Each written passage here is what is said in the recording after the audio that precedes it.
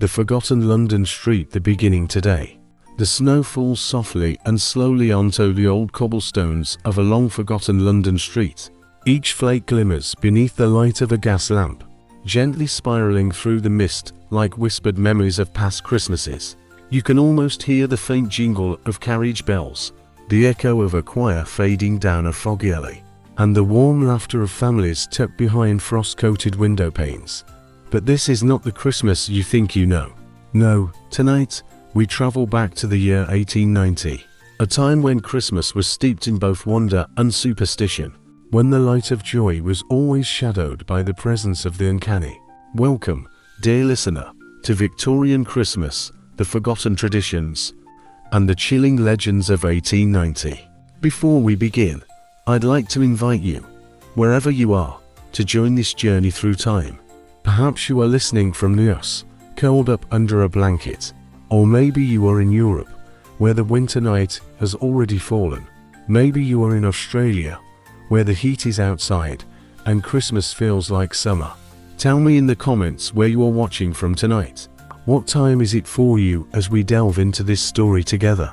If you haven't yet, get comfortable, dim the lights, pour a warm drink, perhaps some cocoa or tea. Let the day fade away as the past begins to breathe again. Tonight, we will walk through candlelit parlors, listen to forgotten carols, and uncover the spine-tingling legends that were once told by the fire in another century. Now, are you ready? Then settle in, and let us begin. The winter of 1890 arrived like a silent monarch, cloaked in white and crowned with rhyme. By dusk, the city of London had transformed into a wonderland of stillness. Its streets, wrapped in snow, were so deep that even the clatter of carriage hooves seemed muffled, softened to the rhythm of a distant sleep. The Thames, dark and sluggish, breathed a ghostly mist along its banks, while the bridges above it shimmered with thin veins of ice. Every gas lamp was surrounded by a dim, golden halo. The very air carried a kind of silence, the sound of a city holding its breath. You could hear only the distant knock of a cab turning onto Fleet Street, or the faint cry of a newsboy shouting headlines into the cold. Each word vanished almost instantly into the fog, swallowed by the snowy night. Shopkeepers stood in their doorways, brushing the feathery snow from their coats, while from the upper windows of the townhouses, the glow of candlelight spilled out, small, steady beacons against the darkness. Behind those panes, parlors flickered with warmth, copper kettles steamed, pine boughs scented the air, and oranges stuck with cloves lined the mantelpieces neatly. In one window, a fiddler practiced carols for the evening, his notes stitching through the cold air like silken threads. The smell of roasting chestnuts drifted from around the corner, mingling with the acrid scent of coal smoke. The lamplighter walked by, his pole held high, lighting one gas jet after another that would guard the city through the long night. Each spark caught the falling snow, turning it to glitter. But if you listen, truly listen, underneath the children's laughter and the drone of good cheer, there was another sound, a low, rhythmic whisper, like a sigh through the old brick alleys and narrow streets. Some said it was the wind in the chimney stacks. Others said it was something more ancient, the echo of Christmases that came before, and the souls that lingered to remember them. London, after all, was a city of layers. History piled upon history, story upon story. And on this night, as the frost deepened and the gaslights flickered in the mist, the boundaries between the past and the present began to blur, just slightly, like a dream that cannot decide whether it wants to fade or stay. Somewhere in the heart of the city, a church bell tolled the hour, slowly, deliberately, hauntingly, and with its final chime, the tale of this forgotten Christmas began. Inside a narrow brick house on Fleet Street, warmth flickered against the cold. The Pembroke family, modest, decent, and kind, gathered close to their small parlor fireplace. Its glow reflected on polished brass and well-worn furniture. The quiet tick of the mantel clock filled the space between breaths, marking time as softly as the falling snow outside. Mr. Edward Pembroke, a newspaper clerk with ink-stained fingers and tired eyes, sat in his armchair by the fire. His wool waistcoat was buttoned tight, and the faint scent of pipe tobacco hung about him. His wife, Margaret, moved quietly about the room, setting down a tray of steaming tea and a plate of shortbread dusted with sugar. Their children, Clara and Thomas, huddled together on the rug, their cheeks flushed with the evening cold. The boundary between worlds, Christmas Eve. "Papa," Clara said, looking up at her father, "tell us a Christmas story before bed, please." "A ghost one." Her brother's eyes widened, eager, but their mother frowned softly from her chair. "Not tonight, Clara. Tonight is Christmas Eve. Let's keep the spirits one of goodwill and peace, not the other kind." Pembroke chuckled. "Ah, but my dear, in the old times, Christmas Eve was the very time the spirits were most alive." He leaned forward, his voice dropping to the tone of a storyteller that made the firelight dance. "Our ancestors believed that the boundary between the living and the dead grows thin on this night, that those long gone may walk amongst us again, seeking warmth for a memory." Clara's eyes shone. "Have you ever seen one, Papa?" He smiled. "Perhaps not with these eyes, but the stories say that the spirits often visit homes where their names are still spoken, where a candle is lit to welcome their return." Margaret shivered slightly, though the fire was warm. "You'll frighten them," she muttered. But even she could not help but glance toward the window, where the frost crept like silver lace across the pane. Outside, a carriage rattled by, its wheels crunching on the snow, its lamps glowing like twin stars in the mist. The sound slowly faded until only the crackle of the fire remained. "Mr."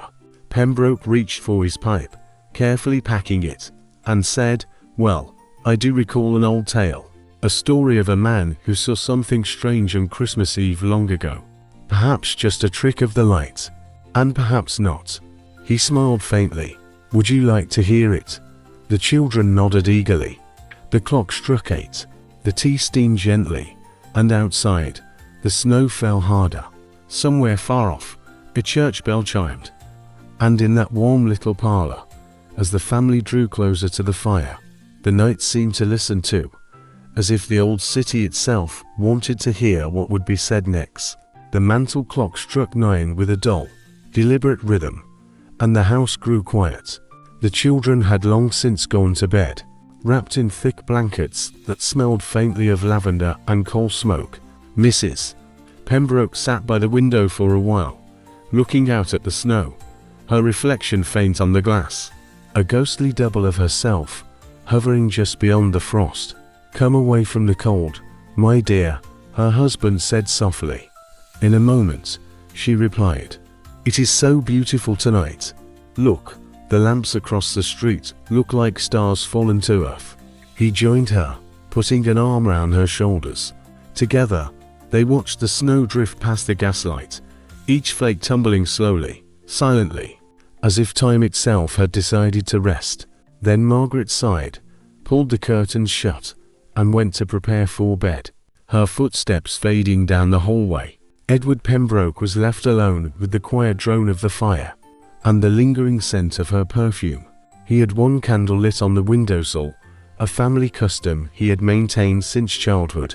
His mother used to say it was a light for the weary traveler, or for any soul wandering the night.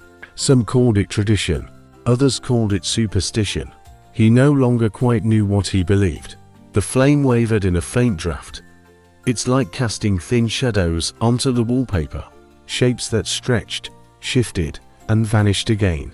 Edward drew on his pipe and stared into the glow, lulled by its dance. The longer he stared, the less it seemed like a flame, and more like a figure, a silhouette in the glass, standing beneath the street lamp outside. He blinked, leaning forward.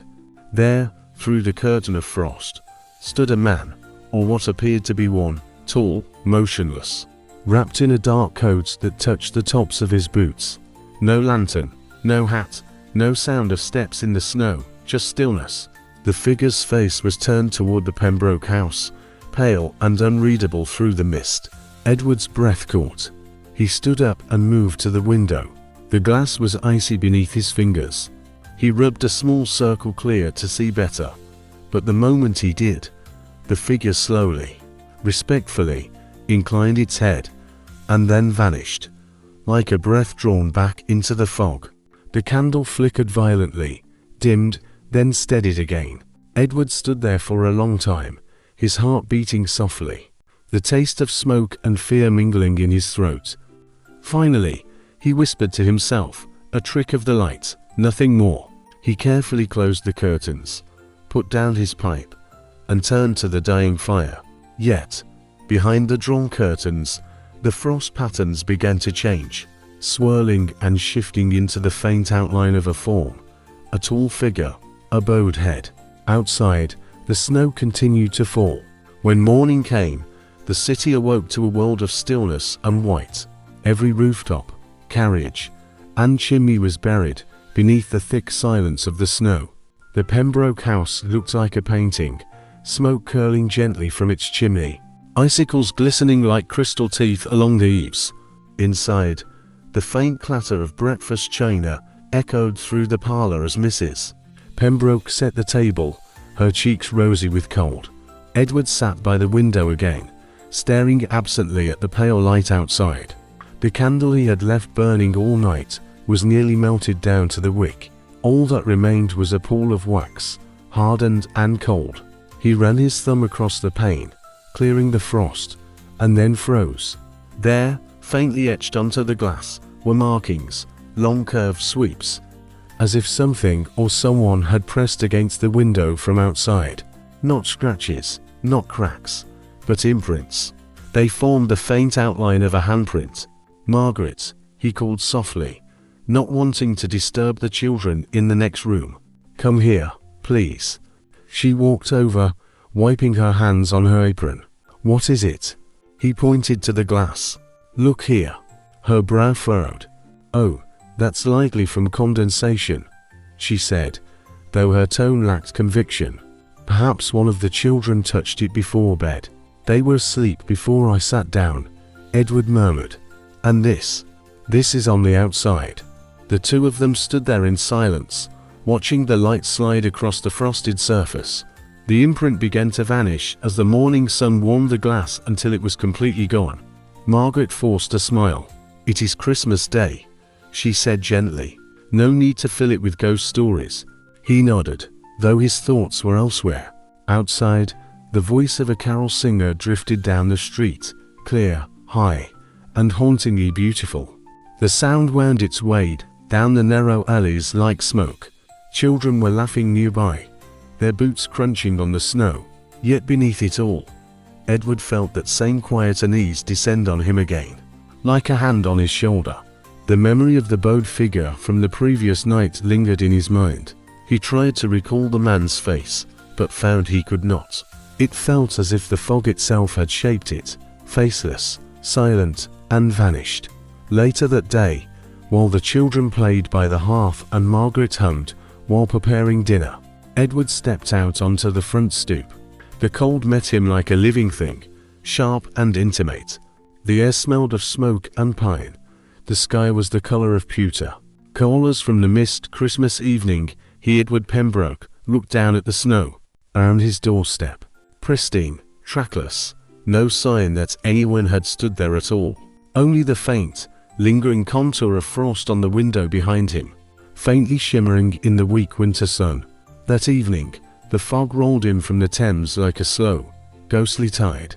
It crept down the narrow streets and wrapped itself around the lampposts, softening the world to shades of gold and grey. From within this fog, music drifted, distant at first, then clearer as the sound approached. Voices merged in harmony, sweet and mournful, echoing between the brick walls of Fleet Street. "God rest ye merry, gentlemen." The callers emerged from the mist as if they were spirits themselves. 4 figures, wrapped in cloaks and hats, carrying small lanterns that glowed like floating embers. They moved from door to door, their song piercing the night air like a lullaby for a tired city. Inside the Pembroke house, Clara pressed her face against the window pane. "Mama, the singers are here," she exclaimed, her breath fogging the glass. Margaret smiled and fetched some coins from the cupboard. "Here, my love, Give these to them and thank them kindly." Edward followed her to the door. His earlier unease was softened by the gentle melody. He opened the door to the drifting fog, and the voices grew fuller, enveloping him like velvet. The callers stood close now. 3 men and 1 woman, each bundled against the cold, their cheeks ruddy and their eyes flickering in the candlelight. Yet there was something odd in their stillness. Between verses, they did not shift or fidget as most people would in such cold air. They simply stood silent and unmoving, waiting for the next line to begin. The woman at the front inclined her head politely when Clara offered the coins. "Bless you, child," she whispered, her voice soft as a breath. Edward felt a flash of recognition.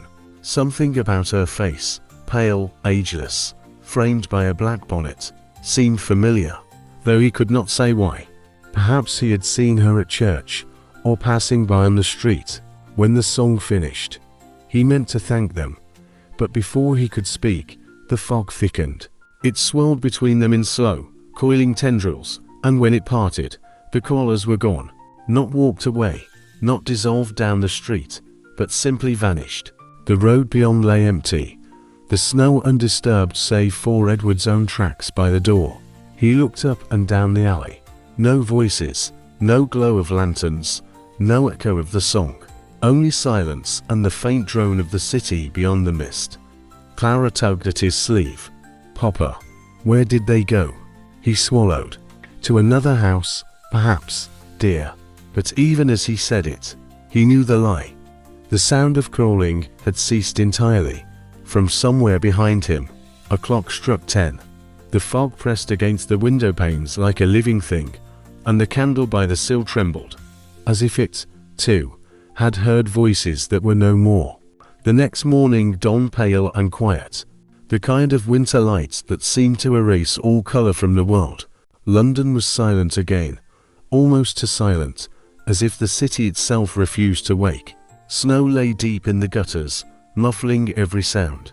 The fog from the previous night lingered in thin ribbons, swirling over the rooftops and along the church spires.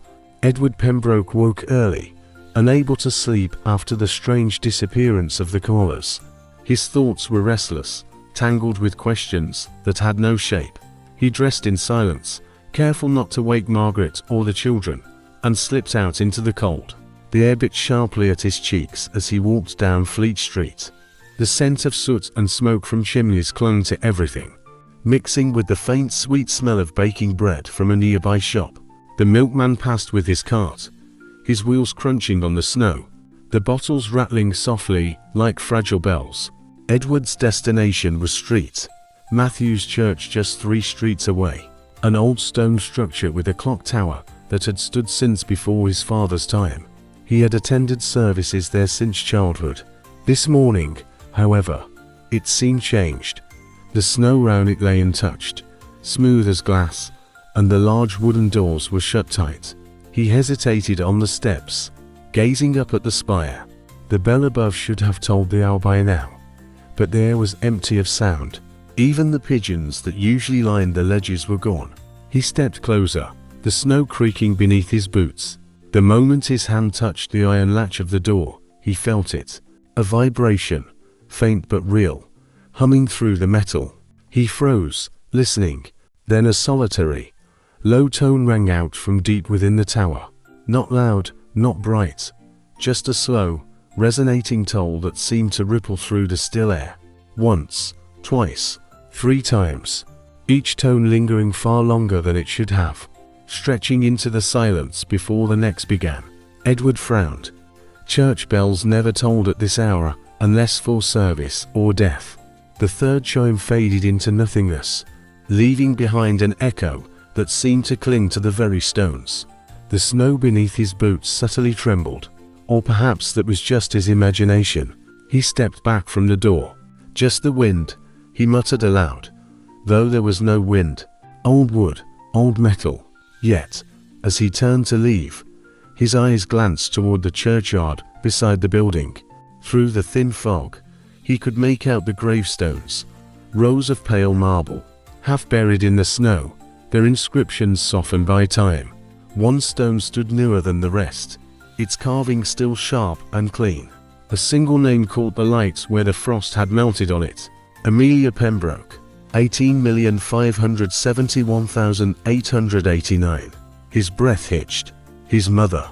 The candle, the bowed figure, the whisper in the frost, it all flooded back in an instant. And now this. The tolling of a bell that no one else heard. The meeting in the graveyard, the brass button. He stood there for a long time, unmoving, his heart beating quietly in the stillness. When he finally looked up at the tower again, a shadow flickered past one of the arched windows. The air inside the churchyard felt heavier than the street outside, as if the snow here carried the weight of years. Edward moved slowly between the gravestones, his boots crunching softly. Frost coated the iron gates and wrapped around the bare branches of the yew trees that had stood for generations. He stopped before his mother's grave, the one whose name he had just read through the mist. The snow lay gently on the stone, soft as a shroud. He knelt, brushing it away with his gloved hand, and traced the carved letters. Amelia Pembroke, beloved mother and wife. The memory of her voice came back to him, low, kind, always with that slight lyrical warmth that could make even a drafty house feel safe. She had died only last year, taken by a fever that came too quickly for the doctor to stop. He had not been with her at the very end. That thought still gnawed quietly at his conscience. I tried to keep the candle lit, he whispered, the words misting in the cold air. As you taught me, I thought, perhaps, it would reach you somehow. Then, a faint breath of wind moved across the graveyard, though the leaves did not stir. It was a soft movement, like a sigh in the air, not cold, but strangely tender. He glanced up, expecting to see the first snowflakes. Yet, the sky overhead was a dull, motionless grey. Then, a sound, the softest crunch of snow behind him. He spun around quickly.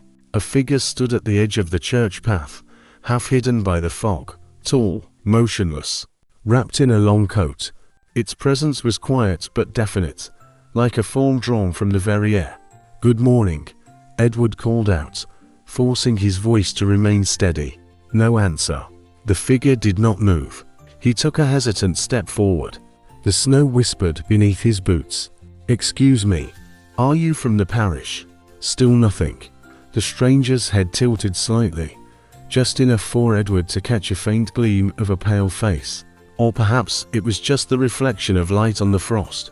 Then, very slowly, the figure raised a hand, not in greeting, but in a gesture that seemed almost beckoning. Edward felt a shiver run through him. Though the air was still, his instinct told him to turn back. But something deeper, something born of memory and longing, urged him forward. He took another step, and the world seemed to shift. The sounds of the city faded. No distant wheels, no bells, not even the murmur of the wind. Only his breathing and the crunch of his boots in the snow. When he reached the spot where the figure stood, the fog swirled once, and it vanished. But on the ground before him lay something small and gleaming, half buried in the snow.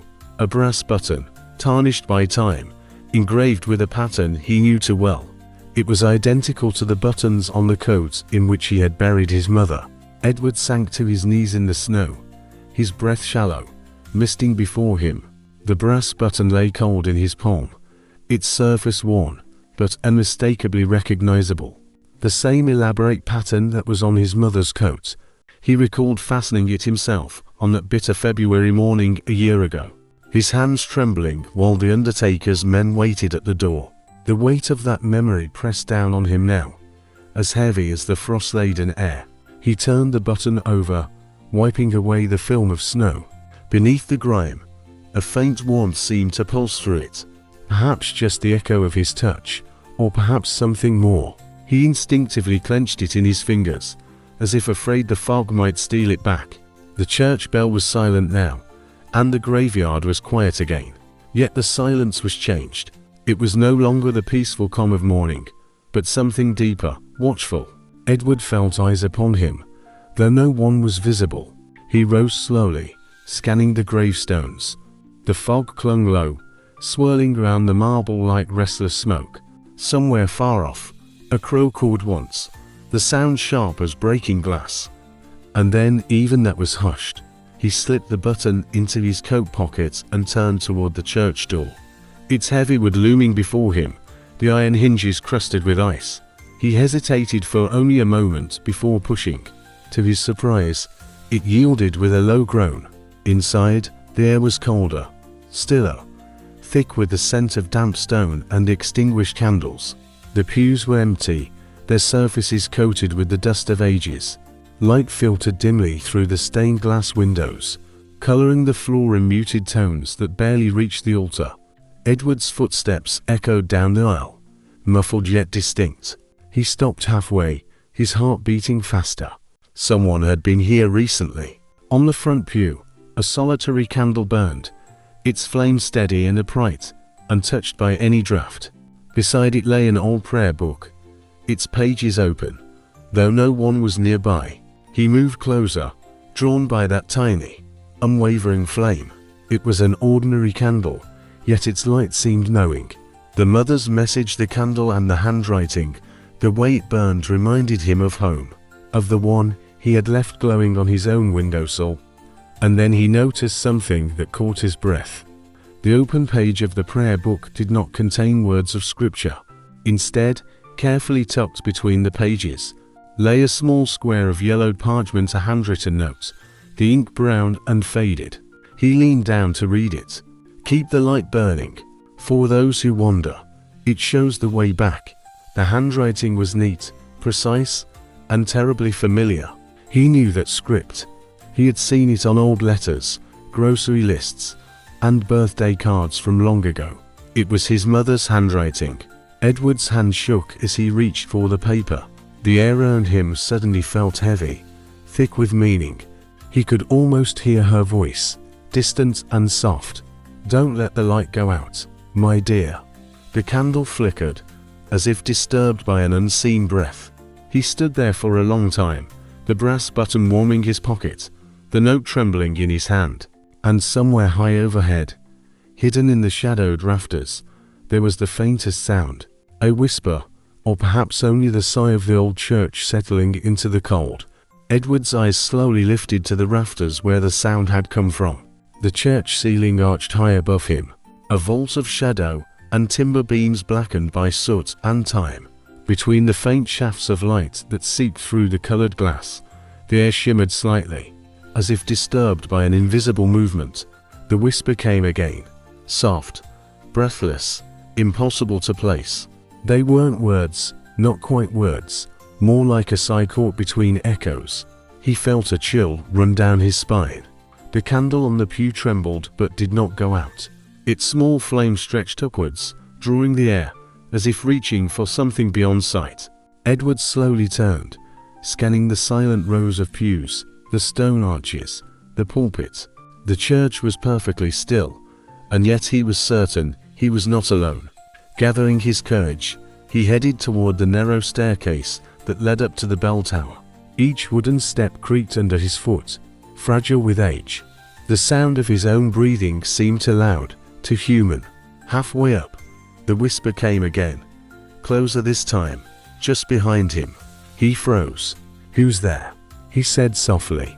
Only silence.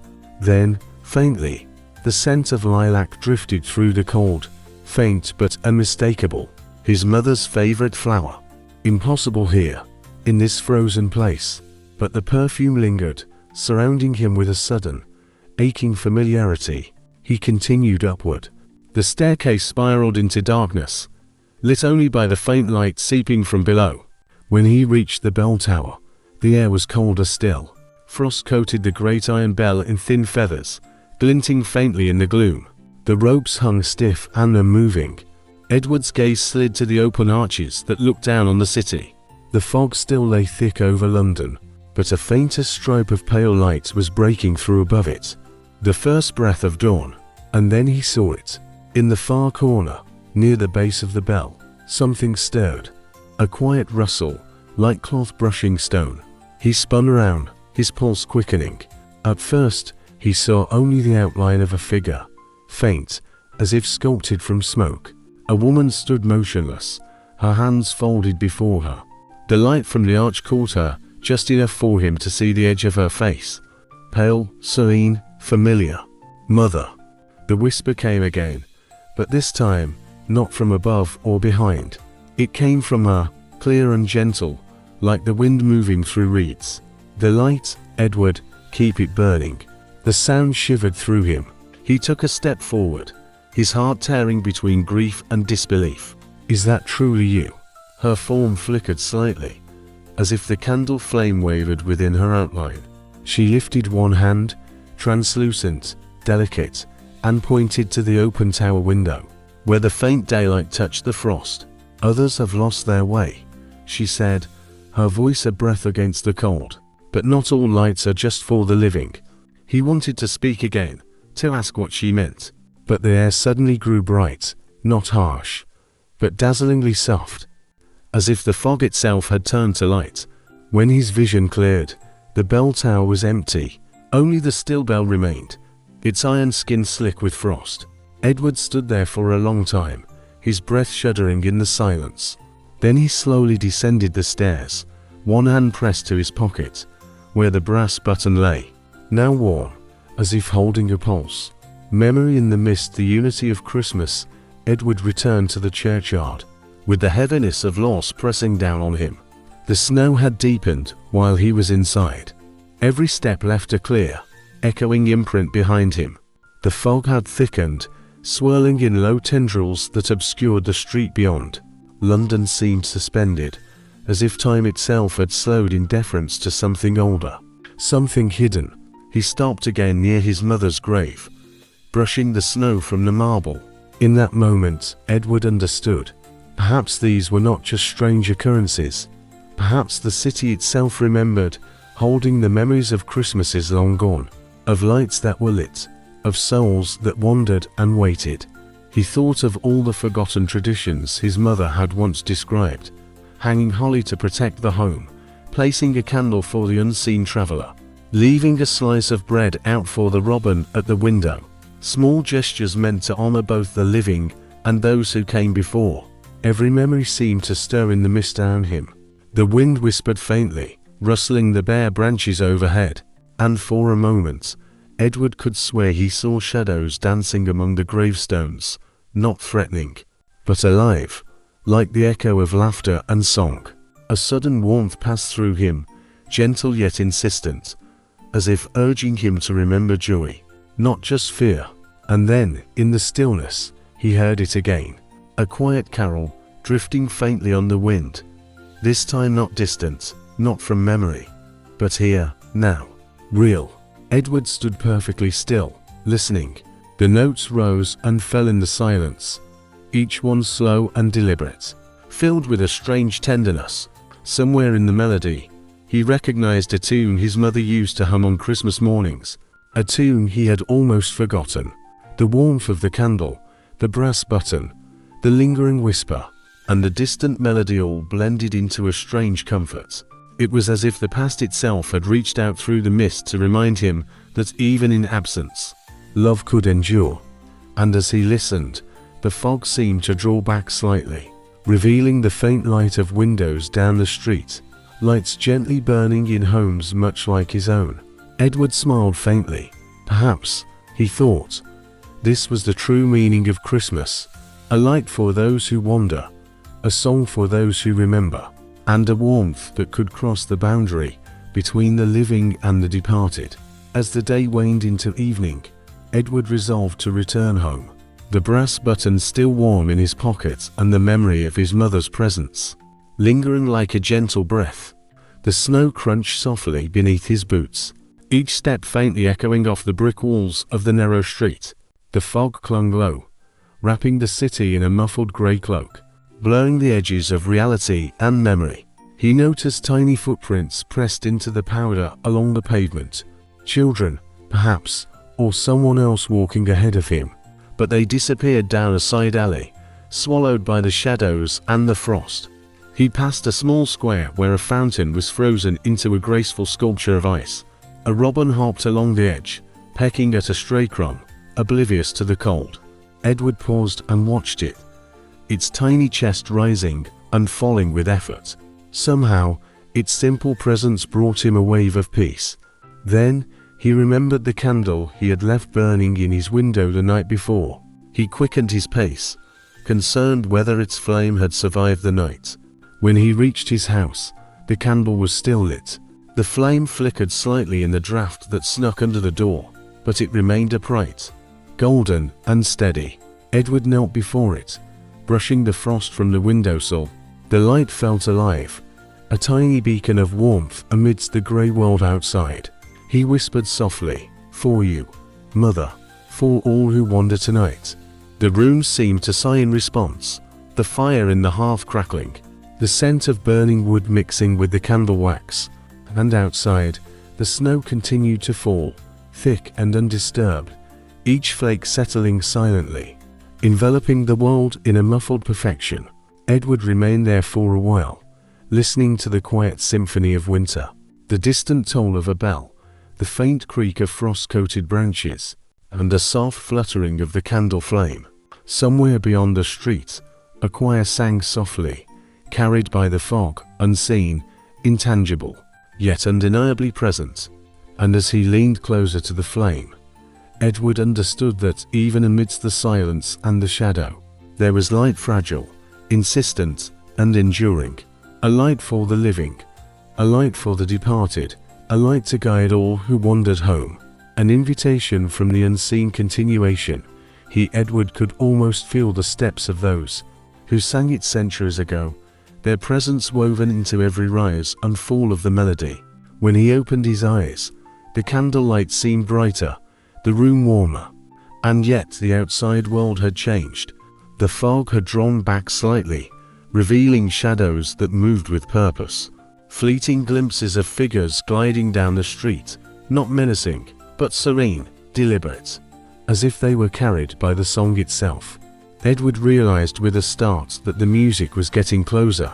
He could hear the faint shuffle of boots on the snow, a quiet rustle of fabric, and then, right outside his window, a shadow stopped. A small child, bundled in layers of wool, stood alone in the snow, holding a lantern that glowed with golden light. The child's face was pale in the lantern light, and their eyes, wide and searching, met Edward's through the glass. The melody rose to a high note, the candle flickered in ascent, and Edward felt an inexplicable warmth, as if the music itself had touched something deep inside him. The child raised a tiny hand, pointing down the street beyond. Edward felt, without knowing why, that the song was not only for him. It was a call, an invitation to remember. And as the candlelight danced through the room, Edward understood that this Christmas, unlike any other, would be guided not only by memory and love but by the quiet, persistent light of those who had wandered before. Edward wrapped his coat tight around his shoulders and stepped outside, drawn by the glow of the small lantern in the child's hand. The snow crunched underfoot, muffled by the thick fog swirling around the gaslights. Each breath plumed out in small clouds, tinged with the faint scent of wood smoke and frost. The child stood quietly, still as a statue, the lantern flame flickering in the breeze.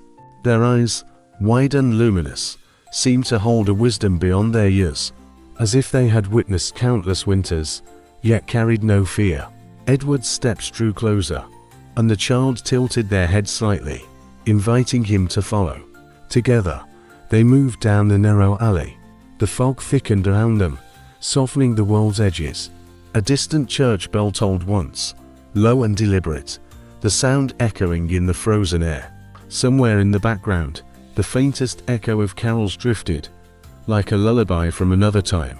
Edward noticed tracks in the snow, small, precise, and careful. The child's were easy to follow, but beside them were other imprints, larger, deeper, as if another presence had passed by moments before. The child stopped near a small wrought iron gate that led into a narrow courtyard. The fog parted slightly here, revealing a weathered stone fountain in its center, now frozen and glistening like glass. Edward leaned closer, brushing snow from the fountain's basin. Beneath the ice, he saw faint reflections, not of himself, but of figures dressed in long coats and bonnets, frozen mid-step, caught in the stillness of another Christmas long ago. The child pointed at the reflections, and Edward felt a shiver that was not entirely from the cold. The figures seemed to beckon him, urging him to remember, to listen, to honor the moments that were lost to time. A sudden gust of wind lifted the fog like a curtain, revealing the outline of a small, ancient shop across the courtyard. Its windows glowed, filled with flickering candlelight. Something about it felt familiar, though Edward could not place what. He felt that whatever lay inside held answers, or perhaps more questions. The child's tiny hand tugged gently at his sleeve, guiding him forward. "Go," the whisper seemed to say, though no word was spoken aloud. Edward took a deep breath, feeling the warmth of the candle in his pocket pulse against his chest, and stepped toward the shop, the crunch of his boots mingling with the soft, haunting echo of carols carried on the winter wind. Edward approached the shop slowly, each step muffled by the thick snow coating the courtyard. The windows were steamed up from within, but the warm glow spilling outward promised comfort and something almost magical. A wooden sign above the door creaked softly in the wind, revealing only the faintest letters. "Marmon's Curiosities." He hesitated, looking down at the child, whose small hand still rested lightly on his sleeve. The figure nodded slightly, as if urging him to enter. The keeper of traditions, the choice. Edward took a deep breath, opened the door, and was immediately enveloped in warmth and scent. Candle wax, old parchment, and the faintest hint of spices, cinnamon, clove, and nutmeg drifted through the air like whispers of forgotten Christmases. Inside, the shop was narrow but crammed with oddities. Shelves lined with tarnished brass candlesticks, glass vials filled with colored powders, dried herbs bundled with twine, and small figures carved from wood. Every surface seemed to hum with a quiet energy, as if the objects themselves held stories waiting to be remembered. A tiny bell jingled softly as the door closed behind him. Edward turned slowly, scanning the room, and for a moment saw no one. Then, from the back of the shop, after a faint rustle of fabric, a woman appeared, pale and small, her eyes reflecting the warm candlelight. Her dress seemed old-fashioned, as if she had stepped out of another era. "Welcome," she said softly, her voice delicate and calm, yet carrying the weight of centuries. "I have been expecting you, Edward Pembroke." His heart leaped. How do you know my name?" She smiled faintly. "Names linger here, especially those who keep their light burning." "You did well to follow the child." Edward glanced down, but the child who had guided him moments before had vanished. Only the soft glow of the candles and the scent of spices remained. The woman gestured to a table in the center of the shop, where a single candle burned beside a small, open book. The pages were yellowed, filled with flowing handwriting and thin sketches, holly wreaths, candle arrangements, and notes on long-forgotten traditions. "These are the old customs," she said, "the ways that keep the spirits near and the hearts warm. You have been chosen to remember, to carry them forward." Edward felt a mixture of awe and apprehension. The brass button in his pocket pulsed faintly, as if confirming her words. He opened his hand, holding it, and the candlelight seemed to brighten slightly in response. Outside, the fog had thickened again, swirling against the shop windows, but inside, Edward felt a sense of peace he hadn't known since his mother's passing. For the first time all day, he understood that Christmas wasn't just about the living or the dead. It was about the light they shared, guiding each other across the boundaries of time. Edward moved closer to the table, drawn by the open book and the candle that flickered gently beside it.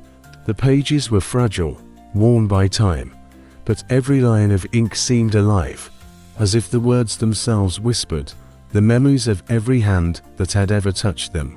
The woman watched him quietly, her eyes calm yet discerning, as if she could see every thought passing through his mind. "This," she said, gesturing to the book, "is the book of forgotten traditions. Every year, many customs fade, their meaning lost to time. But those who remember, who act with care, keep the old spirits near." Edward ran his finger over the inked letters. The handwriting was familiar, almost like his mother's own. The delicate flourishes and flowing lines that seemed to hum with quiet energy.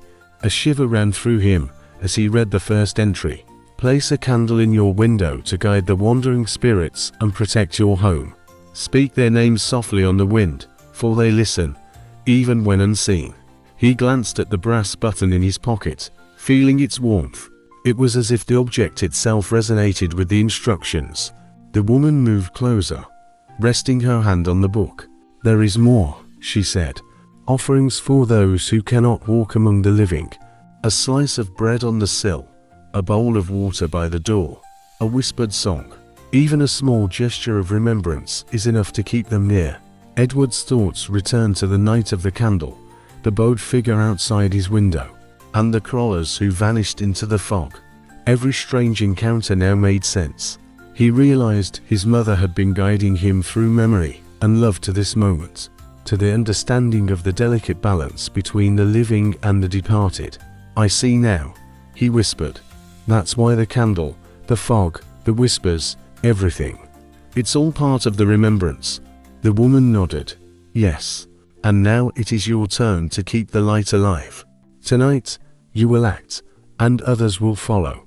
Christmas is a bridge, Edward, not just a date on the calendar, but a passage between those who are here and those who are gone.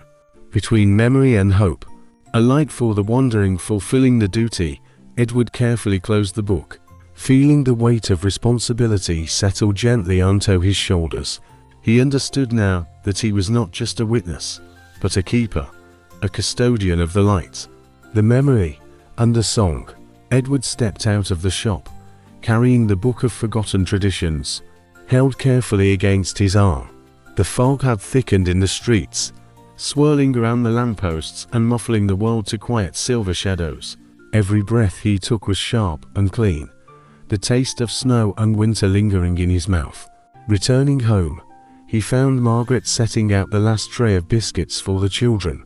Edward, she said quietly, noticing his calm expression. You were gone so long. Is everything all right?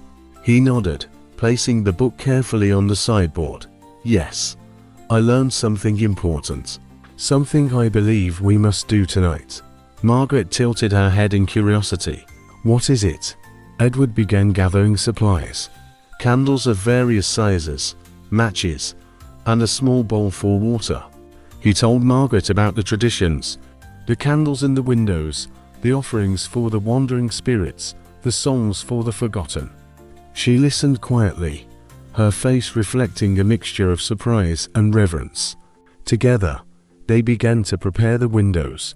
Every sill received a candle, carefully scented and shielded from the draft by a glass lantern. Beside one rested a small bowl of water, and on another lay a slice of bread, lightly dusted with crumbs. As they worked, the children woke up with curiosity, their eyes wide at the flickering flame and the soft scent of beeswax and pine filling the room.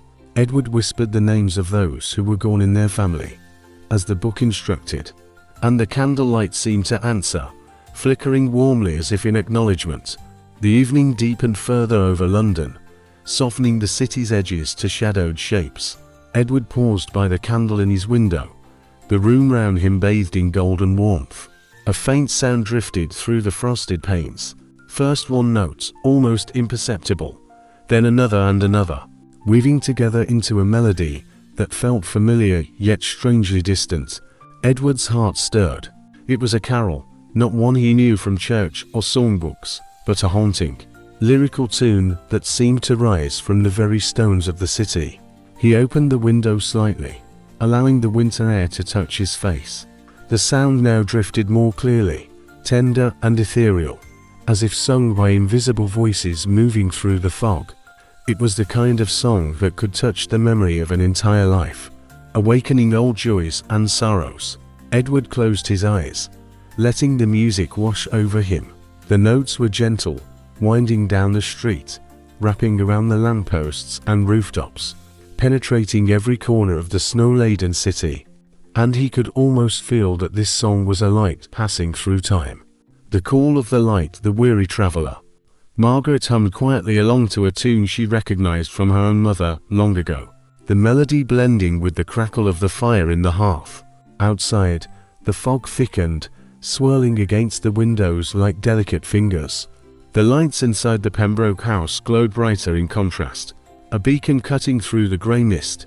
Edward paused for a moment, looking at the row of candles he and Margaret had set out, their flames dancing softly, sending ribbons of light outward. He felt his mother's presence again, a whisper in the room's warmth, the faint scent of lilac lingering on the edges of the air. The brass button in his pocket pulsed faintly, as if confirming their preparations were right. "Tonight," Edward whispered, "we honor them. We keep the light alive." A rap at the door drew Edward's attention. The sound was cautious, almost hesitant, but distinct against the muffled silence of the night. When he opened the door, he found a small figure standing in the snow. A young man, thin and shivering, held a lantern that flickered in the winter wind. His clothes were worn, and his cheeks were pale with cold. Despite the fog, his eyes seemed bright and attentive, filled with both surprise and awe. "Good evening, sir," Edward said softly, coming quickly. "You'll freeze to death out here." The young man stepped gratefully inside, brushing snow from his coat. "Thank you, sir," he mumbled. I was walking the streets and saw your lights. They led me here." Edward's heart leaped. This was exactly what the traditions had promised. The light would guide those who wander. "You are welcome here," he said gently. "Tonight, you are not alone." Margaret offered the young man a warm blanket and a cup of tea. The scent of honey and spice filled the air. Edward led the young man to the window with the candles. "Tonight," he said, "we honor those who came before us, and those who are here now.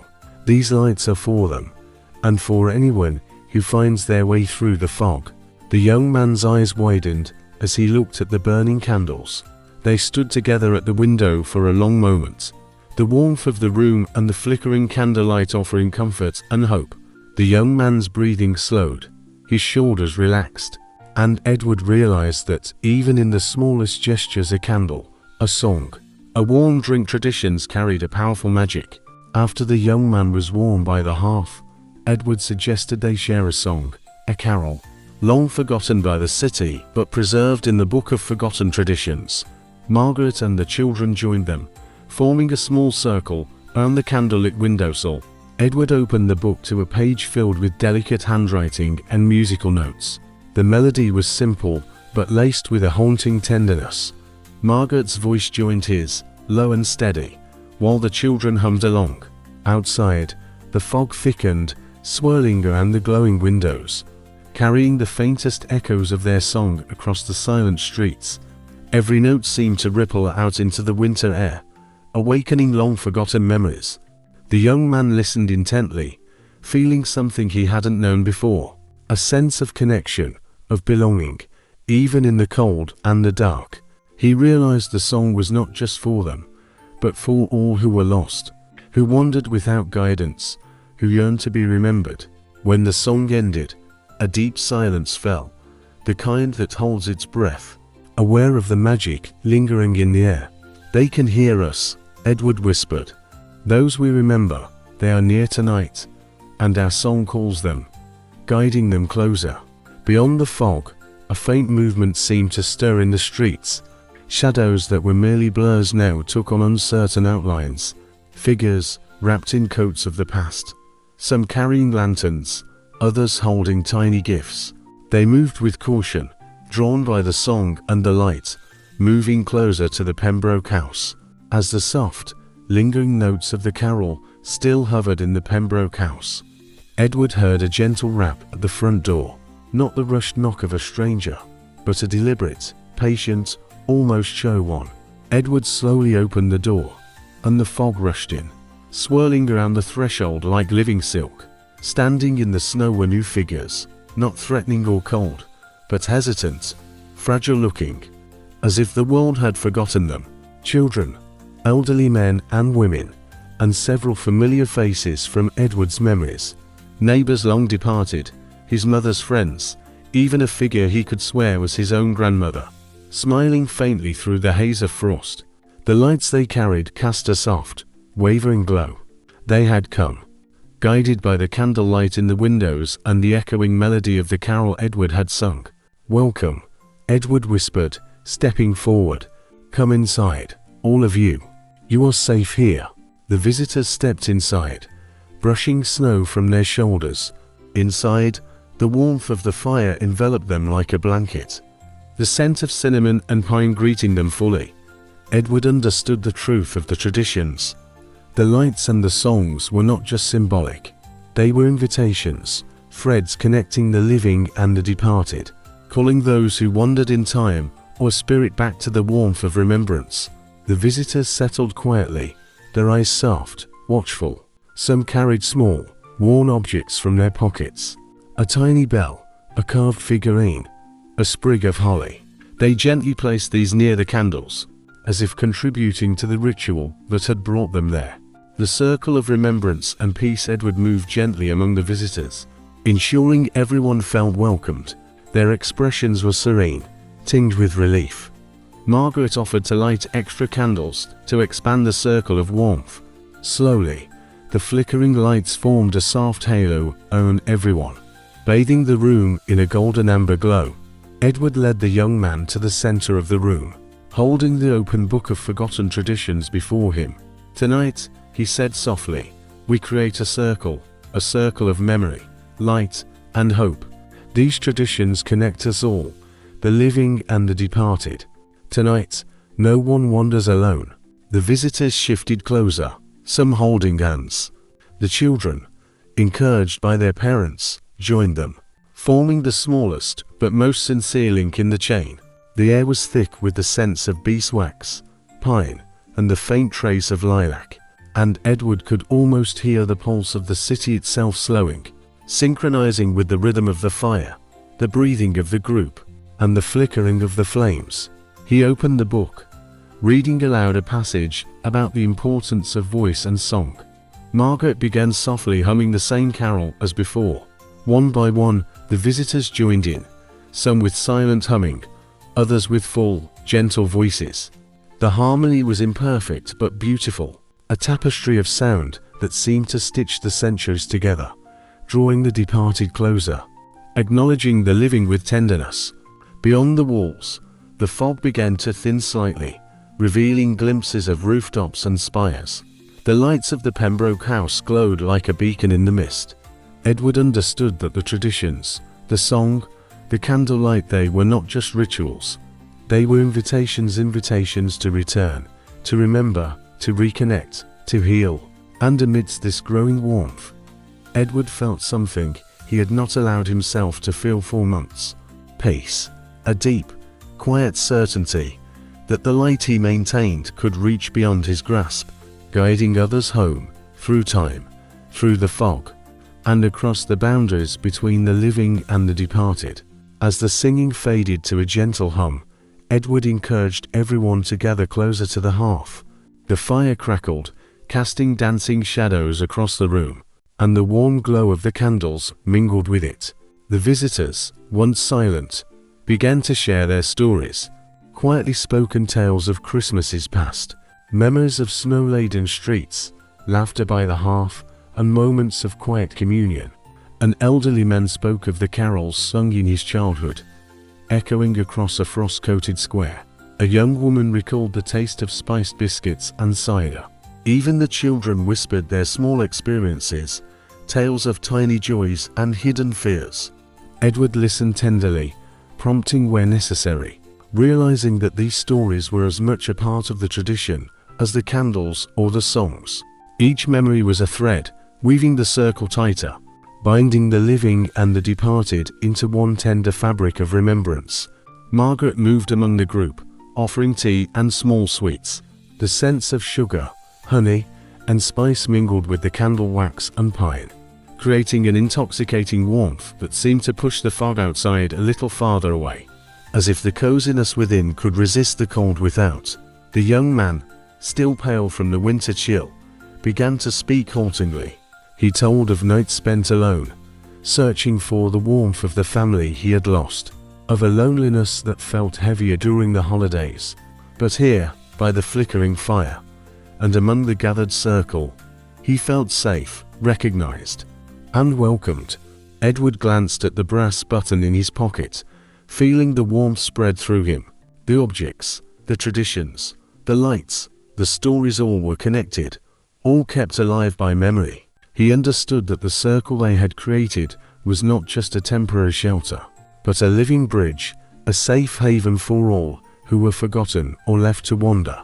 The night deepened, the snow falling quietly outside the windows, muffling the city into silence. The faint echoes of carols still lingered in the fog outside, as if the city itself were joining the gentle vigil.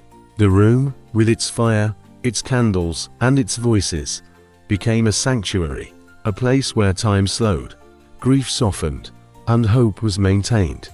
The beacon of remembrance, arrivals from without after the stories were shared, and the circle of warmth established. Edward felt a gentle tug, a subtle pull that reminded him of the fog outside and the candlelight guiding others home. He moved toward the window, looking out onto the snow-covered street. The fog swirled lazily, thick and silvery, wrapping itself around the lampposts and rooftops. Yet, within it, faint flickers of light danced, like tiny stars hovering just above the ground. Through the haze, Edward made out figures, moving slowly down the street. They were drawn by the glow of the Pembroke house. Strangers, souls seeking warmth and remembrance. Each carried a small lantern, some makeshift, some borrowed, casting pale, trembling pools of light on the snow. "Look," he whispered, pointing to the street. "Others are coming. The lights are guiding them here." Edward opened the door slightly, letting in the cold fog and the scent of snow. It was fresh, almost metallic, a reminder of the season's bite, yet carrying a subtle sweetness, a faint aroma of pine, a delicate scent of lilac, carried on the wind. The first visitors entered uncertainly, brushing snow from their coats, nodding their gratitude for the room's radiance. The warmth of the home reached them, the candlelight softly reflecting in their eyes, and Edward felt a quiet satisfaction. The tradition was working. The circle was widening, the light calling those lost in the mist and the frost. Each arrival confirmed the idea that Christmas was not just a celebration of the living, but a moment when the past and the present could meet, if only one kept the flame alight. The room grew fuller than Edward had expected, each visitor arriving quietly, as if guided by the soft pulse of the candlelight. They settled wherever there was space. An old woman spoke of the snow-laden rooftops of her childhood, how her family hung bright ribbons along the eaves and sang in the frosty morning. Another man described a small village square where, every Christmas Eve, lanterns floated down the frozen river, carrying children's wishes.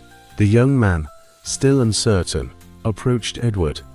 I never knew such a thing existed," he whispered. "I thought Christmas was just noise and decorations, but this is different." Edward placed a comforting hand on his shoulder. "It is different. Christmas, in its truest form, is remembrance, connection, and the carrying of the light. Tonight, we honor the forgotten, and in doing so, we become part of something larger than ourselves." Edward moved toward the hearth, drawing the young man and several visitors closer. Margaret set out a small tray of refreshments. Each visitor took a small portion, savoring it slowly, as if each bite connected them to forgotten Christmases and long-past winters. "It is comforting," the young man confessed, "like something I've been missing." Margaret handed out cups of steaming tea, spiced with cinnamon and clove. The steam rose, carrying the scent through the room and touching the candle flames. "The taste of winter," Edward murmured softly, almost to himself. "It's not just the cold air or the snow, but the sweetness we carry with us, the warmth we share." Margaret nodded, and in sharing it, she added, "We remember those who are not here, and guide those who have wandered." Edward moved back to the window, drawn by a faint sound breaking through the stillness outside. The snow continued to fall softly, but beneath the quietness, a faint whisper drifted, gentle, fleeting, carried on the cold wind. He felt the pulse of the brass button in his pocket, a steady, reassuring thrum. as if confirming the life and energy of this gathering. "Tonight, we are doing more than just remembering. We are guiding," Edward said softly. "Every light, every song, every act of care draws them closer. Some were lost, some forgotten, but none are beyond reach." As the singing faded to a gentle hum, Edward encouraged everyone to gather closer to the hearth. He opened the book, reading aloud a passage about the importance of voice and song. Margaret began to sing quietly. One by one, the visitors joined in. The harmony was imperfect but beautiful. Edward realized that this quiet circle, with its stories, songs, and shared refreshments, was turning into something greater than themselves, a sanctuary where the past, present, and future met, all cemented by the warmth, remembrance, and tender rituals of Christmas. Tonight, he realized, the forgotten would not remain lost. They would be seen, heard, and remembered. The expanding harmony knew rivals, one by one. Others followed, their steps soft on the snow. Each rival brought a quiet warmth, a sense of completeness, widening the circle within the house. The whispers outside seemed to harmonize with the quiet humming of the carols inside, blending into a single soothing melody that resonated through the walls and into the hearts of everyone present. Edward understood, watching the fog draw back in the street, that this was the essence of Christmas, a delicate connection built on remembrance, guidance, and the unextinguished light of caring. Tonight, he thought, no one will wander alone. The fog outside began to recede just enough to show more figures heading toward the Pembroke house, each carrying a small lantern. Margaret opened the front door, and Edward stood aside, gesturing for the newcomers to enter. The children rushed forward with excited whispers, guiding the hesitant visitors toward the warmth of the fire and the glow of the candles. Each figure paused on the threshold, as if savoring the contrast between the cold, whispering fog and the comforting light inside. Edward noticed that some visitors carried small gifts, a sprig of holly, a tiny ornament, a carved wooden animal. He understood immediately that they were offering tokens of remembrance, small gestures of connection. "Place them carefully," Edward whispered, guiding them toward the window sills and tables. "Each one carries meaning. Each one strengthens the circle." The newcomers settled, forming a loose procession around the room. Their lanterns flickered softly, casting warm shadows that intertwined with the candlelight. The crackle of the fire mingled with the quiet hum of voices, creating a symphony of warmth and life. Edward moved toward the center of the room, opening the book of forgotten traditions. "Let us sing together," he said softly, and Margaret began the familiar carol. One by one, every visitor joined in, some with full voices, others with gentle humming. The effect was mesmerizing. The sound swelled and softened, filling the room with a soothing, almost tangible presence. The young man who had arrived earlier watched the procession, his eyes wide with awe. "It's beautiful," he whispered. "I've never felt anything like this before." Edward smiled gently. "This is the heart of the tradition," he said. "Not the gifts, not the songs, not even the candles alone, but the gathering, the remembrance, and the quiet promise that no one will walk alone in the darkness." Edward watched through the window as shadows drifted just beyond the reach of the lanterns, wavering and fragile, as if unsure whether the warmth inside would accept them. The brass button in his pocket pulsed softly, a quiet reminder that these were no ordinary shadows. They were echoes of lives, remnants of Christmases past, waiting to be welcomed. "It's a delicate balance," Edward thought. The warmth inviting the hesitant, the light guiding the lost, and the memory bridging the gap. One of the shadows drew closer, just outside the doorway. Edward squinted, trying to make out the details, and noticed it was a child, wrapped in ragged clothing, eyes wide with wonder. Edward gently extended his hand, guiding the child inside. "Welcome," he said quietly. "You are safe here." The new rivals, now safe inside, began sharing their stories softly. Each tale was a thread, weaving the past with the present. A young girl spoke of the snow-covered streets where she once played. An older man recalled a long-forgotten Christmas feast, laughter echoing in a hall that no longer existed. Edward realized these stories were as essential as the candles, the songs, and the lanterns, the very essence of the forgotten traditions he was tasked with reviving. The young man, still pale but now smiling, turned to Edward. "It's strange, but wonderful," he said, "as if time has folded around us. These people, these stories, I feel them as if they are here, though they lived so long ago." Edward nodded. "That is the magic of remembrance," he said softly. "We keep them alive by honoring their voices, their joys, their sorrows. We allow them to exist here, in this moment, beside us." Outside, the fog shifted again, revealing a faint glimmer of approaching lanterns in the distance. Every arrival added to the growing sense that the circle was expanding, not just physically, but spiritually, connecting generations and realities with warmth, stories, and memory. The symbol of peace, mistletoe. As the fire crackled and the stories flowed, Margaret retrieved a sprig of mistletoe from a small, dusty cupboard, its delicate green leaves studded with pale berries. "This is part of an old tradition," she said quietly. "A symbol of peace, goodwill, and connection. It reminds us that, even in the coldest winters, warmth can be shared and bonds can be strengthened." Edward took the mistletoe and moved to the center of the room, inviting the visitors to join him. One by one, they stepped forward, performing small gestures beneath the sprig, a whispered wish, a memory spoken aloud, a soft touch of hands, honoring the quiet magic of giving and receiving in its most intimate form. Edward returned to the hearth, carefully placing the mistletoe above the fire. Its presence seemed to deepen the glow in the room, the flame flickering brighter, the candlelight stretching farther, and the warmth radiating into every corner. "Even small gestures matter," Margaret whispered.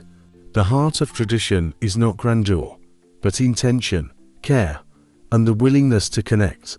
Edward watched the mistletoe gently sway above the fire, reflecting on the growing circle of the night. Every story, every candle, every gesture of remembrance was another thread in the tapestry, drawing the forgotten and the wandering into the quiet glow of the present. He sank into his armchair by the flames, the brass button in his pocket warming his palm. As he listened to the quiet murmur of the gathered visitors, the fire roared softly, the flames climbing higher, golden embers swirling in the air. The warmth seemed to ripple outwards, enveloping every visitor in a comforting embrace. "Do you feel it?" he asked gently to the young man who had arrived early in the evening. "The way the room is holding everyone. This warmth. It is not just the fire." Edward understood that this quiet circle, with its stories, songs, and shared refreshments, was turning into something greater than themselves, a sanctuary where the past, present, and future met, all cemented by the warmth, remembrance, and tender rituals of Christmas. Tonight, Edward realized, no shadows would remain alone, and no light would be extinguished, as long as there were those who remembered. It's the memory, the stories, the care we share, that is the heart of the tradition. The young man nodded, eyes wide. I feel it. It is like the past and the present are together here, at once, safe, warm, remembered." Edward smiled, settling back into his armchair by the fire. The candlelight flickered beside the hearth, and outside, the fog shifted again. Soft figures approaching, drawn by the glow. The circle inside the house had grown, encompassing not only those physically present, but the echoes of past lives, held gently by the embrace of the hearth. In this quiet warmth, Edward understood that this night, this circle, and this fire were more than rituals. They were a promise that no one, living or departed, would wander alone, and that memory, love, and light can overcome even the longest shadows. To the quiet murmur of voices and the crackle of the fire, another sound was added. The faintest ring of a small bell, barely audible at first, drifted through the fog outside. Margaret picked up a small silver bell from the sideboard. "The music calls them," she whispered. "A melody can guide even the lost, just like our lights." Edward nodded and moved toward the hearth, taking the bell in his hand. He tapped it lightly, the tone pure and clear, ringing through the room and softly pouring out into the foggy night. The aromas of memory, the cocoon of the senses. One of the elderly visitors began to hum, matching the tone of the bell, and soon others joined, creating a soft, harmonious melody that wound around the room like a silken ribbon. Outside, figures paused, lanterns raised. As they listened, one by one, they crossed the threshold, drawn by the combined power of light, warmth, and song. Each newcomer carried a small token, a sprig of holly, a carved figurine, a scrap of ribbon, gifts of remembrance and connection. Edward watched the circle expand, the gentle notes of the bell mixing with the voices and the crackle of the fire. Every sound seemed to touch something invisible, a thread connecting the past and the present, the living and those who were remembered. The children began to dance lightly around the edges of the circle. "This is the heart of the tradition," Edward said. "Not the gifts, not the songs, not the candles alone, but the gathering, the remembrance, and the quiet promise that no one will walk alone in the darkness." Margaret retrieved a small tray of dried herbs and spices from a kitchen corner. She gently rubbed some sprigs of rosemary and thyme, allowing their earthy fragrance to mingle with the lingering scent of pine and beeswax. The cinnamon and clove from the simmering tea added warmth, creating a rich tapestry of aromas that enveloped the room. "Every aroma is a reminder," he said softly. "Memory stored in the air, waiting for us to notice. Rosemary for remembrance, pine for life, cinnamon for solace." In the soft glow of the candles and fire, surrounded by warmth, laughter, stories, and scent, Edward understood that Christmas was not merely a day or a holiday. It was a living experience, built on memory, connection, and the subtle magic that drew the past and the present together. The fog outside began to shift noticeably, rolling back along the snow-covered streets in slow, deliberate waves. Edward pressed his hand against the window pane, feeling the faint pulse of life beyond the glass. The forms that were once just shadows were now becoming more distinct, their outlines clearer as they approached the glowing threshold of the Pembroke house. "Tonight," he thought, "no one will wander alone." The fog outside began to draw back just enough to reveal more figures, heading toward the Pembroke house, each carrying a small lantern. Margaret opened the front door, and Edward stepped aside, gesturing the newcomers inside. The children rushed forward with excited whispers, guiding the hesitant visitors toward the warmth of the fire and the glow of the candles. Each figure paused on the threshold, as if savoring the contrast between the cold, whispering fog and the comforting light inside. Edward noticed that some visitors carried small gifts: a sprig of holly, a tiny ornament, a carved wooden animal. He immediately understood that they were offering tokens of remembrance, small gestures of connection. "Place them carefully," Edward whispered, guiding them toward the window sills and tables. "Each one carries meaning. Each one strengthens the circle." The newcomers settled, forming a loose procession around the room. Their lanterns flickered softly, casting warm shadows that intertwined with the candlelight. The crackle of the fire mingled with the quiet hum of voices, creating a symphony of warmth and life. Edward moved toward the center of the room, opening the book of forgotten traditions. "Let us sing together," he said softly, and Margaret began the familiar carol. One by one, every visitor joined in, some with full voices, others with gentle humming. The effect was mesmerizing. The sound swelled and softened, filling the room with a soothing, almost tangible presence. The young man who had arrived earlier watched the procession, his eyes wide with awe. "It's beautiful," he whispered. "I've never felt anything like this before." Edward smiled gently. "That is the heart of the tradition," he said. "Not the gifts, not the songs, not even the candles alone, but the gathering, the remembrance, and the quiet promise that no one will walk alone in the darkness." Edward watched through the window as shadows drifted just beyond the reach of the lanterns, wavering and fragile, as if unsure whether the warmth inside would accept them. The brass button in his pocket pulsed softly, a quiet reminder that these were no ordinary shadows. They were echoes of lives, remnants of Christmases past, waiting to be welcomed. It's a delicate balance, Edward thought. The warmth inviting the hesitant, the light guiding the lost, and the memory bridging the gap. One of the shadows moved closer to the doorway. Edward squinted, trying to discern details, and noticed it was a child, wrapped in ragged clothes. Eyes wide with wonder, Edward gently extended his hand, guiding the child inside. "Welcome," he said quietly. "You are safe here." The new rivals, now safely inside, began sharing their stories softly. Each story was a thread, linking the past to the present. A young girl spoke of the snow-covered streets where she once played. An elderly man recalled a long-forgotten Christmas feast, laughter echoing in a hall that no longer existed. Edward realized that these stories were just as essential as the candles, the songs, and the lanterns, the very essence of the forgotten traditions he was entrusted to revive. The young man, still pale but now smiling, turned to Edward. "It's strange, but marvelous," he said, "as if time has folded around us. These people, these stories, I feel them as if they are here, though they lived so long ago." Edward nodded. "That is the magic of remembrance," he said quietly. "We keep them alive by honoring their voices, their joys, their sorrows. We allow them to exist here, in this moment, beside us."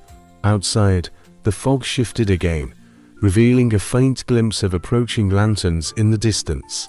Every arrival added to the growing feeling that the circle was expanding, not just physically, but spiritually, connecting generations and realities with warmth, stories, and memory.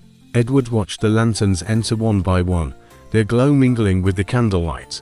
The room was alive with subtle movement, gentle conversation, and the murmur of the hidden carol, now joined by the quiet voices of the newest arrivals. "The promise of light," the final words, the young man whispered. "It's beautiful. They look so peaceful now." Edward smiled, feeling a quiet satisfaction. The lanterns are not just light, they are invitations, guiding the lost and the forgotten into the circle.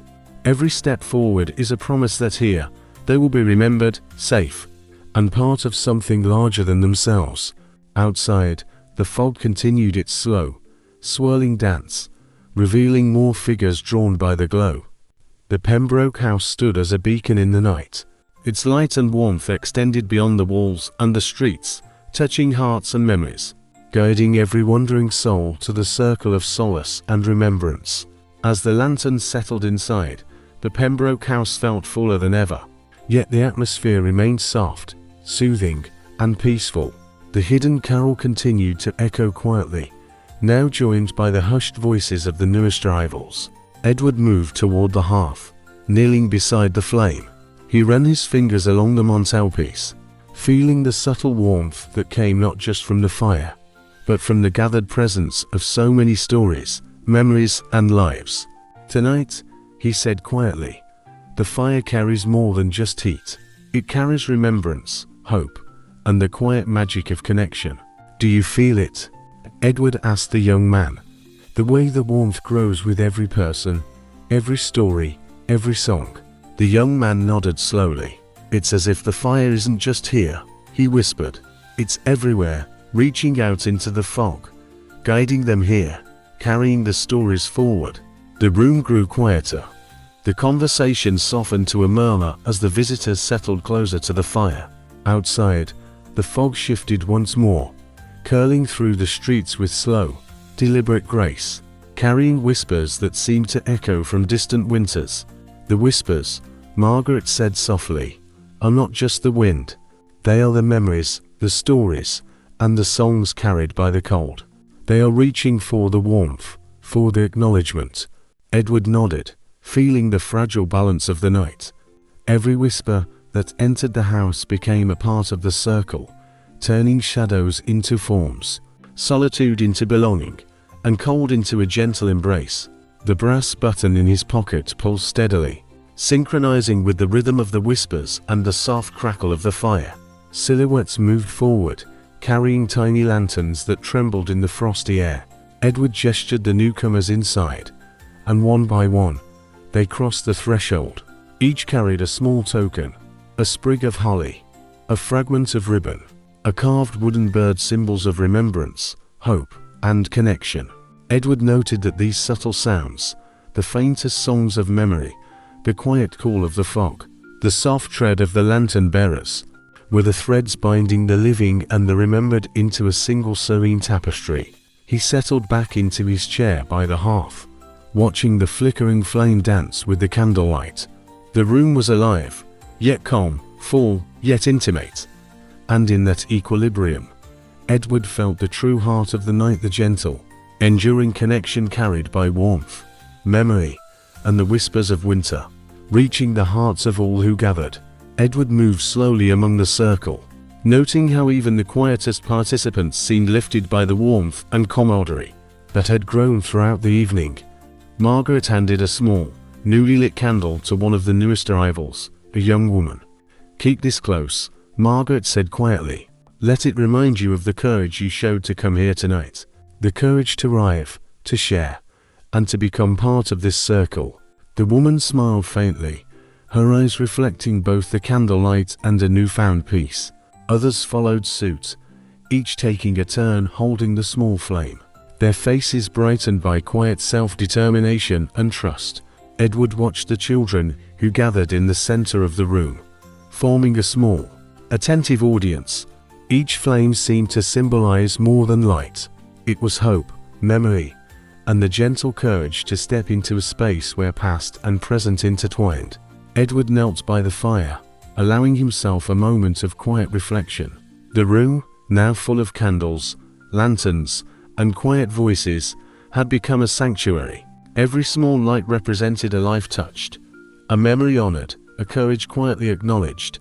And as the fire crackled and the carols were softly hummed, he understood that even the gentlest light could guide the most wandering soul home.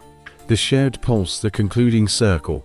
Margaret held out a small tray of spice treats to the children, who offered them to the new arrivals. Each figure, hesitant at first, seemed to relax as the warmth enveloped them. Edward watched as the room filled with life. The snow outside softened to a quiet backdrop for the growing circle within. Every whispered memory, every gentle laugh, every shared treat added a layer to the tranquil tapestry of the night. The Pembroke house had become a receptacle for memory, a sanctuary where snow-dusted recollections could rest, mingle, and shine again. Edward leaned back near the hearth, letting the warmth soak into him. He could feel the night outside, the snow, the fog, the distant lanterns pressing close but held at bay by the gentle glow within. Every flicker of the fire, every subtle hum, every soft smile of the gathered circle seemed to weave together, forming a cocoon of serenity, hope, and remembrance. He opened the book, reading aloud a passage about the importance of voice and song. Margaret began to sing quietly. One by one, the visitors joined in.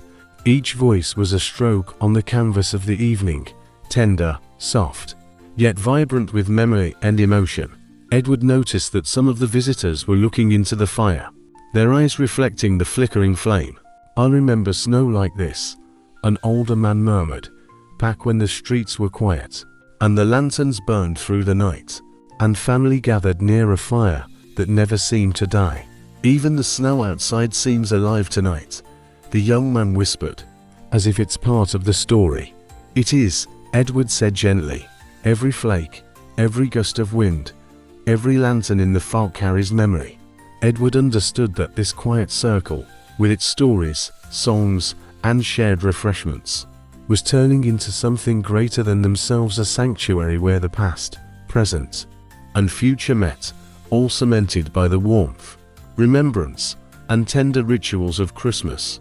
Tonight, Edward realized, no shadows would remain alone, and no light would be extinguished, as long as there were those who remembered. Edward understood then that this glow, the warmth of the hearth, the flicker of the candles, the gentle beat of the voices, was more than fire or light. It was the embodiment of the night's magic, a living, breathing force that held the lost and the wandering close, that allowed memories to mingle with the present, and that promised the comfort of belonging, if only for this one night. Outside, the snowfall deepened, softly settling onto the rooftops and the lantern-lit streets. The flakes were large and slow, drifting almost lazily, each one catching the glow of the lamps like tiny, fleeting stars. Inside, the Pembroke house remained warm and inviting. The fire continued its gentle crackle, and the candlelight flickered softly across the walls, lined with wreaths, garlands, and the small, thoughtful tokens of remembrance left by the visitors. Edward watched the children, who had begun writing tiny notes and wishes on scraps of paper, carefully placing them beneath the candles and lanterns, as if entrusting the flickering flame to carry their hopes into the night. The snow itself, Edward murmured to the young man, seems to understand the night. Each flake slows the world, encouraging reflection, memory, and quiet connection. It is part of the circle just as much as the candles or the fire. The young man nodded. It's as if time is holding its breath, he said, as if the snow and the fog are part of the same story as us. Edward smiled softly. Exactly so. Every falling flake, every drifting shadow, every glow of a lantern is part of the same rhythm tonight. We are not just observing the season, we are participating in it, and it is participating in us. The circle within continued its quiet hum, the stories and songs mingling with the quiet, patient snowfall outside. And in that harmonious space, Edward felt a profound stillness, a sense that the night, the house, and every wandering soul outside the windows were all linked by warmth, memory, and the quiet magic of Christmas. Edward smiled, feeling the warmth from both the fire and the mood of the room. Light holds memory, he said softly. It holds what we bring to it. The stories, the hope, the longing. Tonight, it carries all of that, weaving it into a quiet, living tapestry that embraces everyone who wills to enter. The carols continued in muted tones, the children's soft humming blending smoothly with the elders' voices. Together, they formed a gentle chorus, harmonizing with the fire, the candles, and the lanterns, creating a quiet symphony that filled every corner of the house. Edward felt a deep serenity settle over him, a sense that the circle created from light, warmth, stories, and memory had become more than just a gathering. It was now a living, breathing tapestry, connecting everyone present and even those outside in the fog, in a shared, tranquil embrace. The gift of mistletoe and hope. Margaret brought forward a small, warm basket filled with tiny, simple gifts. A gift, she said quietly, does not have to be grand to carry meaning. Tonight, even the smallest offering is a bridge between hearts. The young man offered his own gift, a small brass ornament he found tucked in the pocket of his coat. He presented it to the elderly woman. She accepted it with a quiet murmur of gratitude, her eyes reflecting both the candlelight and something deeper, acknowledgement and a rekindled memory. Every gift, every gesture, he said softly, is more than it seems. It is memory, hope, and presence given freely, shared gently, and held within the circle we have created tonight. Edward leaned back in his chair, watching the circle of visitors. Every face, young and old, seemed caught between the present and the memories that stretch far into the past. That is the whisper of the past, Margaret explained. Stories that were almost forgotten, kept alive only in memory. Tonight, we share them, so they may live again. That is the heart of remembrance, Edward whispered to the young man. The past is not gone, it simply waits for a tender hand to bring it back into the present. Here, tonight, it lives again, softly, without rush or clamor, but with warmth and care. Outside, more lanterns drifted closer, drawn by the quiet magic within. The fog seemed almost reverent, pausing to let the warmth and the stories reach outward. Inside, the visitors settled further into the circle, their hearts lighter, their minds peaceful, and the gentle rhythm of the night continued. The slow, soothing flow of light, warmth, and the whispers of the past. The Pembroke house had become a receptacle for memory, a sanctuary where snow-dusted recollections could rest, mingle, and shine again. Edward noticed that some of the visitors were looking into the fire, their eyes reflecting the flickering flame. It's not just the fire, Edward said to the young man. "It's the memory, the stories, the care we share. That is the heart of the tradition. Even the gentlest light," Edward thought, "can guide the most wandering soul home." The fire crackled softly, the candlelight flickered, and Edward felt a deep sense of peace wash over him. The circle, the stories, the carols, the gifts, and the whispers of the past wove into a serene, long-lasting tapestry, a gentle embrace for every wandering soul, present and remembered. A profound, serene stillness settled over the Pembroke house. The fire in the hearth crackled with a slow, comforting rhythm. Margaret approached Edward, carrying a small tray with one candle for every newcomer who had arrived throughout the night. "Each light is a memory," she whispered, "a story held tenderly, shared freely, and given to shine." Edward nodded, guiding each visitor to place their candle beside the others. As the flames multiplied, the room glowed brighter but softer, the illumination wrapping everyone in a gentle, encompassing warmth. The brass button in Edward's pocket pulsed lightly, as if reflecting the rhythm of the many hearts present, each one connected through memory, song, and the quiet comfort of shared stories.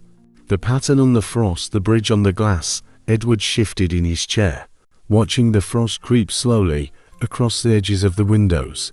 Each delicate crystalline pattern caught the candlelight and the fire, gently sparkling, as if dusted with tiny stars. "The frost remembers," Margaret said softly. "It holds the cold, the silence, the stillness, and tonight, it carries the warmth of our stories, bleeding through the glass into the night." The children pressed their small hands against the window, leaving tiny imprints that lightly fogged before vanishing. The lanterns outside faintly reflected in the glass, creating golden halos that danced beside the frost, mixing the warmth inside with the cold and the fog outside. Edward felt the subtle pulse of the brass button in his pocket, its warmth like a gentle heartbeat, synchronizing with the rhythm of the night. He understood that the frost on the window panes was not a barrier, but a bridge. It held the cold of the external world and the warmth of the circle within together, creating a delicate balance. In that quiet reflection, he felt the essence of the night a living, breathing space where past and present, memory and presence, warmth and cold, all existed in tender harmony. The room was filled with a soothing blend of aromas, pine, cinnamon, and clove, and the subtle sweetness of honeyed bread. "Scent is the companion of memory," Margaret said quietly. "It reaches those parts of the heart that sight and sound cannot. Tonight, every aroma carries hope, solace, and quiet joy." Edward watched the brass button in his pocket, feeling its warmth gently pulse, harmonizing with the quiet heartbeat of the room. "Every scent here tonight is part of our circle," he said softly. "They hold memory, presence, and connection. They remind us that, even in the coldest winters, warmth can always be shared quietly, calmly, and with intention." The room grew quieter still, as if the night itself leaned in to listen. "The night carries a soft murmur," Margaret said. "It listens, remembers, and offers solace. Every whisper tonight becomes part of that gentle song." Edward smiled, feeling the same deep serenity. "And that is the gift of this night. The murmur of voices, the crackle of the fire, the flicker of the light. They remind us that even in silence, even in stillness, connection and warmth endure." Finally, a deep, lingering silence settled over the Pembroke house, a serene conclusion to the night's gentle unfolding. The fire burned low, its embers glowing softly like scattered stars. "Tonight," Margaret whispered, handing cups to the last visitors, "we have shared more than stories or songs. We have shared ourselves, our memories, and our hearts. May that warmth linger with you long after you leave." Edward closed his eyes for a moment, allowing the peace to wash over him, a soothing wave that spoke of hope, remembrance, and quiet connection. Tonight, the Pembroke house had become a refuge, a haven of warmth, light, and memory, a gentle embrace for every wandering soul. And as the embers glowed softly in the hearth, Edward felt the deep truth of the evening settle within him.